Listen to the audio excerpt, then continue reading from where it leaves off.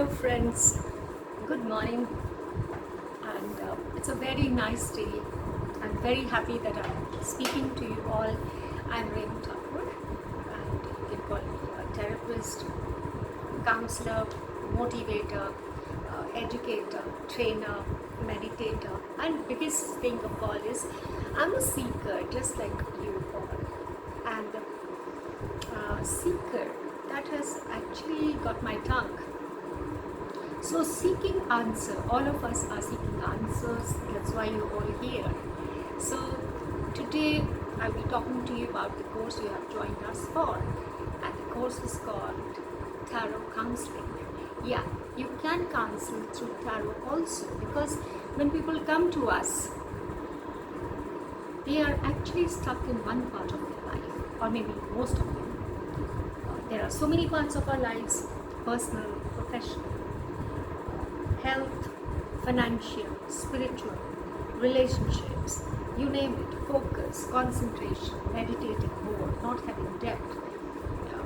Dhyan nahi lagta hai, they say, we can't focus, or they don't have goals, or they often ask me, ma'am, I would like to know what is my life purpose.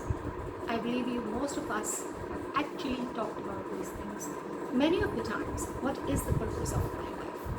So friends, even I used to think a lot, what is the purpose of my life? And one of the things you can divine your purpose is tarot also. Tarot is one of the forms of divination. It divines you. It actually tells you right at this moment where the energies want you are asking you to go towards. Second option is read an astrology chart. Go to a person who is perfect. See that we share in our astrology courses also. That what element we are made up of: earth, water, fire, air, and space elements. All of us. So whatever the element is more in us, we obviously like to follow that part. You don't feel in your element. This is what we have often heard about. I don't feel in my element. So that means you certainly are not in alignment. Suppose the fire person not feel very nice in a water element, or even an air element. Either the air will blow it out of proportion, or air will extinguish the fire. Even the water will not feel nice with air.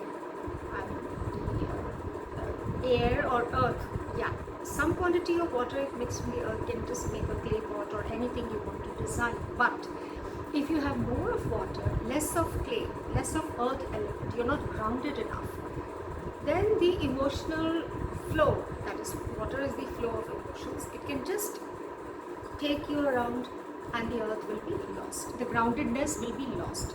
So most often when you have seen, you're flooded with emotions, you cannot stay grounded, you cannot stay in the moment in the job that you're doing. So we'll be discussing all these elements because they are a part of tarot card reading.